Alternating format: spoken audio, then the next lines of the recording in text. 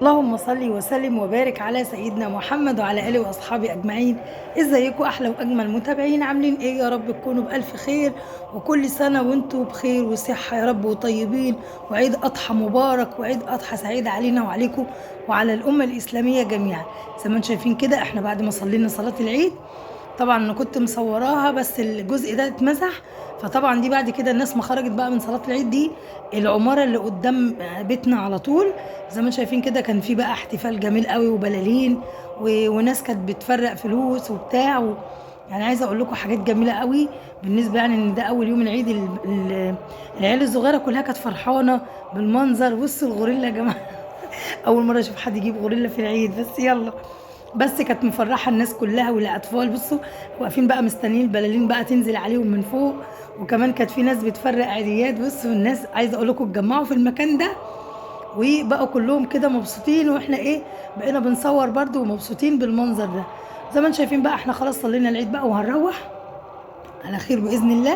زي ما انتم شايفين هنعمل بقى ان شاء الله اجمل حبه فته، واجمل يعني صينيه رقاق ممكن تعمليها كده في اول يوم، تفتح النفس كده على الاكل. وزي ما انتم شايفين هنسمي الله، جبنا بقى بصلتين كده حلوين بشرناهم بشره كويسه. وطبعا كنا مطلعين بقى اللحمه فكت من الفريزر. طبعا بنقي كده الحتت اللي هي الكبيره، بقطعها كده زي ما انتم شايفين برضو علشان برضو تبقى ايه ما تاخدش وقت في التسويه. هي كده كده يعني ما خدتش وقت. دي لحمه صغيره كندوز جميله جدا من الفخده. طبعا الفته لو هتعمليها تنقي كده قطعيه حلوه كده اللي هي بتبقى من الفخده، دي بتبقى حلوه جدا.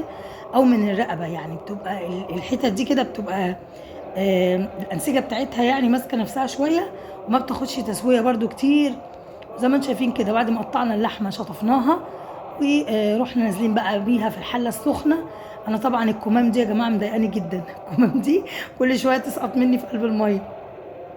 المهم يعني ما علينا. اللحمه خدت تشويحه حلوه كده على نار عاليه، وبعد كده ايه غيرت لون. نزلنا بقى عليها ببصلايه وجزرايه مبشوره وورق لوري وحبهان، وهنضيف دلوقتي فلفل اسمر وكزبره، ونطعم بقى الشوربه الجميله بتاعتنا دي.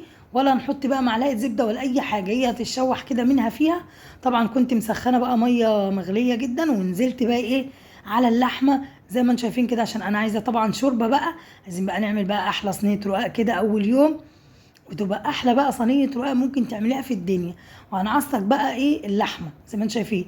هنجيب بقى البصلتين اللي احنا بشرناهم، هنديهم كده تشويحه مع شويه سمنه ومع شويه زيت، وبعد كده هننزل مع باللحمه على طول بعد ما البصله بتاعتي تدبل.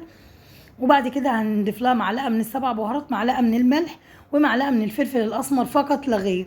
يعني عايزه اقول لكم يا جماعه ان اول يوم العيد ده بيبقى حلو جدا وجميل جدا. شايفين بقى الشوربه شغاله واللحمه شغاله على نار هاديه زي الفل. بعد اللحمه بقى بتاعتي ما دخلت كده خلاص في التسويه او بدات تتشكشك وتتعصج، نزلت عليها بقى فلفل الوان كان متفرز عندي. وطبعا بقى لو عايزه تضيفي كمان جزرايه مبشوره يبقى تحفه بقى قوي، طعمها هيبقى حلو قوي، وكمان بتزودي الكميه. ده طبعا كان ربع كيلو لحمه من اللي احنا كنا مفرزينه قبل العيد، تمام. طبعا جيت هنا بقى جبت بقى العيش بتاعنا الابيض الجميل دوت، هنقطعه مكعبات كده او اي تقطيعه انت بتحبيها لان هنحمصه للفته، تمام. طبعا الطريقه دي حلوه قوي. يعني عايزه بقى حضرتك تدخليه الفرن، تمام. عايزه كده تحمصيه على البوتاجاز زي حالاتي، ما يجراش اي حاجه خالص، مع معلقه زبده كده وحمصي كده العيش، بس اوعي تسهي عنه لا يتحرق منك. وهنجيب بقى صينيه وندهنها زبده، ونجيب بقى حبه شوربه من اللحمه، ونجيب بقى مصفى ونحط تحتيها بوله، ونعمل الرقاق بتاعنا زي ما انتم شايفين كده هنسقسقه. ويا ريت شوربتك ما تكونش سخنه قوي علشان الرقاق بتاعك ما يعجنش، ما يعجنش منك او يتقطع او يتكسر خلاص. بعد بقى ما عملنا الرقات بتاعتنا دهناها بقى دهنه من الزبده كده جميله، وهننزل بقى باللحمه بتاعتنا اللي احنا لسه معصجينها حالا معاكم.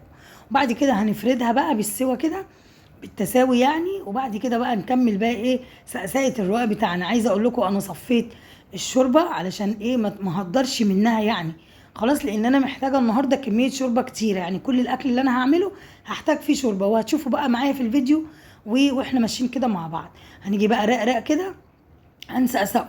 حضرتك ما تسخنيش الشوربه قوي عشان الرقاق ما يتعجنش منك، وسيبيه هو. هتبصي كده لو سبتيه 10 دقايق مركون عندك على الرخامه كده هتلاقيه ريح على بعضه وهبط. يعني ما تقعديش تهبطي فيه بايديكي عشان ما يتكسرش، سيبيه وهو هيهبط كده مع نفسه. واخر كده هندهنه دهنه من الزبده ونسقسقه بس شوربه، ما نغرقوش. هنسقسقه كده سقسقه بسيطه من الشوربه، وهنقوم كده مع السلامه ندخله الفرن. طبعا في اللحظه دي كانت خلاص اللحمه قربت تستوي معايا او تدخل في التسويه، واحنا في اللحظه دي كده بنحمص بقى العيش كده على البوتاجاز. طبعا عايزه اعمل بقى غدا بسرعه او فطار اول يوم، بيبقى مميز وجميل. وطبعا عايزه انجز بسرعه، يعني انت لو حضرتك عندك وقت دخلي العيش ده على صاج كده او على مثلا صينيه المونيا ودخليه الفرن، بس من وقت للتاني افضلي قلبي فيه. تمام. وبعد كده خلاص العيش بتاعنا اتحمص بقى، ركنته على جنب. هجيب هنا حله فيها شويه من الزيت، بصوا بقول لكم مقرمش وجميل جدا. شويه من الزيت بقى، زيت او ومعلقه زبده معاه، وهنجيب بقى ايه 3 4 فصوص توم كده او معلقتين من التوم المهروس. وهنشوح التوم يا دوب بس يصفر، مش عايزاه يلون، مش عايزاه يديني لون، عشان طعم الفته بتاعنا ما يتغيرش. ومعلقه من الكزبره، وهننزل بقى نطفي عليها بربع كوبايه من الخل. خلاص كده ربع كوبايه، وشمي بقى الروايح بقى وادعيلي. عايزه اقول لك الفته دي ريحتها هتجيب اخر اخر اخر الشارع اللي ورا ورا اللي وراكم. يعني عايزه اقول لكم ريحتها كانت قلبه المكان. بعد ما طفينا بالخل، نزلنا بقى بالصلصه بتاعتنا اللي كنا مفرزينها. يعني عندي كل حاجه الحمد لله كانت موجوده بقى مفرزينها مع بعض، فالموضوع بالنسبه لي سهل. يا دوب جيت سلقت اللحمه، قطعت العيش حمصته. وتعالوا بقى نسمي الله كده، غسلت كيلو من الرز. وهنعمل بقى رز للفته. بعد ما السمنه بتاعتي سخنت كويس مع شويه زيت عشان الرز بتاعك ما يعجنش. الزيت بيفلفل الرز وبيخلي كل حبايه مختصه بنفسها. هتديله كده تشويحه حلوه جدا على النار لحد كده ما تحسي ان الرزايه اتغلفت بالزبده والزيت. وهننزل بقى بيها على الشوربه ونظبط الملح، وخلاص عملنا احلى شويه رز الفته. ما تنسيش فصين التوم، هيفرق جدا معاكي في الطعم. في اللحظه دي بقى كن معانا حبه شوربه، ونزلنا بيها على بالملوخيه بتاعتنا. وهنعمل لها بقى اجمل تشه بالثوم والهريسه، ومعلقه من الكزبره، معلقتين من الزبده، حبه من الزيت. واعملي بقى احلى بقى شتة احلى تشه. وشمي بقى الريحه من هنا لحد اخر الشارع. عايزه اقول لكم انا المطبخ كان عندي مقلوب من التوم يا جماعه. طول اليوم ما شاء الله عمالين بقى ايه، فته وتوم. يعني التوم النهارده هو البطل بتاعنا الاساسي في كل الوصفات. تمام. بعد كده بقى جبت اللحمه بتاعتي بعد ما اتسلقت. عايزه اقول لكم حتتين لحمه كانوا زي القمر. حطيت بقى معلقه من الزبده، فص واحد او فصين من التوم، وقرن فلفل كده حامي سبايسي شطشط الكلام كده. عايزه اقول لك جربي بس اللحمه بالطريقه دي هتعجبك جدا. واضفت بقى حبه ملح وحبه فلفل اسمر صغيرين. يعني انا باخد كده الملح على ايديا علشان ممكن المعلقه تخدعني ويطلع الملح كتير، فعلى طراطيف ايدك كده ملح. وقلبي بقى اللحمه دي لحد بس كده ايه ما تتشرب من الزبده ومن الفلفل والثوم. تعالوا بقى نعمل احلى تشه للعيش بتاعنا بتاع الفته، وهو ده اللي هيديكي فرق عن اي فته في الدنيا. هنجيب كده معلقتين من الزبده، معلقتين من الثوم، نص معلقه من الكزبره، وقلبي الكلام الجميل القمر ده كله. مجرد برضو ان يا دوب التومه بس كده تتغير لونها معايا، وهننزل بشويه خل. قولي معلقتين من الخل، خلاص ما تكتريش علشان طبعا الطعم ما يتغيرش، الخل ما يغلبش على العيش. بعد كده هننزل بشويه شوربه. بعد ما ننزل بالخل هننزل بشويه شوربه وملح وفلفل، ويا سيدي بقى على القمر، يا سيدي على الجمال. ودوقي بقى احلى شويه عيش بالتشه العالميه دي.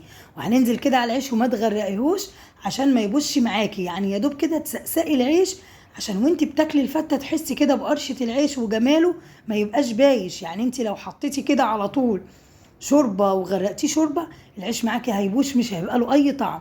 لكن انا عايزه كده العيش يبقى كل واحده كده مختصه بنفسها، وليه طعم كده زي الرزايه بالظبط. هو الرز كده جنب بعضه، بس الرز مفلفل وجميل. نفس القصه في العيش، عايزينه مفلفل وزي القمر. خلاص كده حطينا العيش بتاعنا وحطينا كده الرز عليه طبعا وسويناه، وجينا بقى شويه عيش على الوش مع شويه الصلصه دول، وحطينا بقى كم قطعه من اللحمه. واحلى طبق فته عملتيه اول يوم العيد، ولا احلى ولا اروع من كده. دي طبعا انا كتبتها كده عيد مبارك، بس مبارك ما جاتش يعني معايا ايه مظبوطه، يعني فاهمين. بس هو ان شاء الله عيد مبارك عليكم جميعا، ويا رب تكونوا اتبسطتوا في اول يوم العيد من اللحمه والفته والكلام القمر ده كله. طبعا انا اكتر حاجه مضايقاني ان انا برضو بدور على ابويا ومش لاقيه. الله يرحمه ويرحم اموات المسلمين. اللي عنده اب ربنا يصبره، على اللي عنده اب ربنا يخليه له، واللي ابوه متوفي كده زينا ربنا يرحمهم جميعا. وصدقوني اوحش حاجه في العيد ان انت بتدوري على ابوكي ومش لاقيه. او ان انت بتدوري على حد غالي عندك مفتقداه. فدي يعني اوحش حاجه مرت بيا في العيد. طبعا ربنا يرحم ابويا ويرحم اموات المسلمين اجمعين، وان شاء الله عيد مبارك عليكم. ايه رايكم بقى في الاكل؟ انا عايزه رايكم بامانه. ان شاء الله الاكل النهارده جميل جدا، احلى فطار كده تعمليه حتى لو عندك عزومه او قرايبك جايين او اخواتك او عزم حد. بتهيألي مفيش احلى من كده تعمليه في اول يوم او تاني يوم. بس عموما ده فطار اول يوم يعني. طبعا جبت كده، قلت ايه بقى، نجيب حبه ترمس كده، حطينا عليهم حبه كمون وليمون وشطه. وايه قلنا بقى ايه، نظبط الترمس كده ون ايه ونقدمه جنب السفره بتاعتنا النهارده. مفيش احلى من كده طبعا.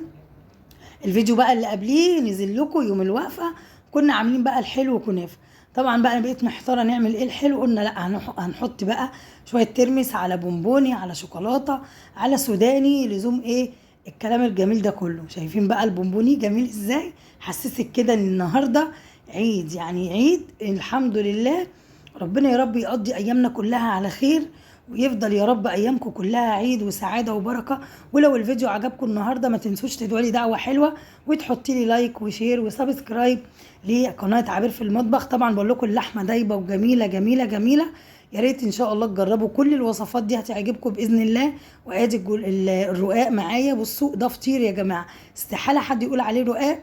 وان شاء الله الفيديو يكون عجبكم، والسلام عليكم ورحمه الله وبركاته. عيد مبارك عليكم باذن الله، احلى واجمل متابعين.